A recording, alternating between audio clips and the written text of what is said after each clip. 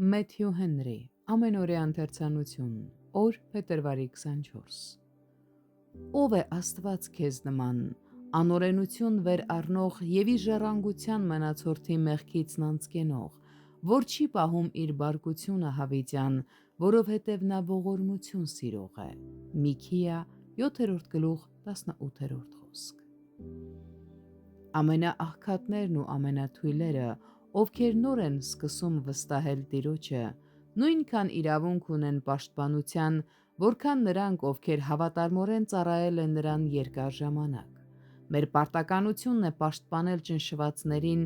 ովքեր ինչպես Գաբաոնացիները դժվարությունների մեջ են ընկել մեզ համար կամ ավետարանի համար։ Հեսուն չլքեց իր նոր հպատակներին, ուրեմն որքան առավել մեր ճշմարիտ հեսուն չի լքի նրանց, ովքեր վստահում են իրեն։ Մենք կարող ենք թերանալ մեր վստահության մեջ, բայց մեր վստահությունը երբեք չի կարող զրկվել հաջողությունից։ Սակայն Աստծո խոստումները նախատեսված չեն մեր ջանքերը թուլացնելու և չեղյալ համարելու,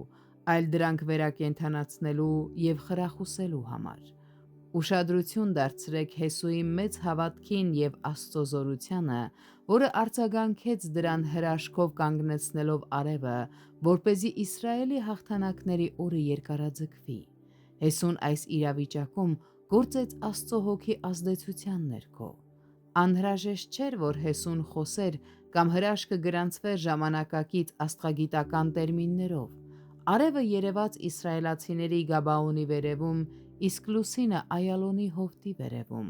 որտեղ նրանք կարծես անշարժ կանգնած էին ամբողջ օրը։ Կա արդյոք որևէ բան, որ դժվար է Տիրոջ համար։ Այս հարցը բավարար պատասխան է Աստծո գրավոր խոսքում բացահայտված ճշմարտության հակառակորդների կողմից ամեն դարում բարձրացված տասնյակ հազարավոր առարկություններին։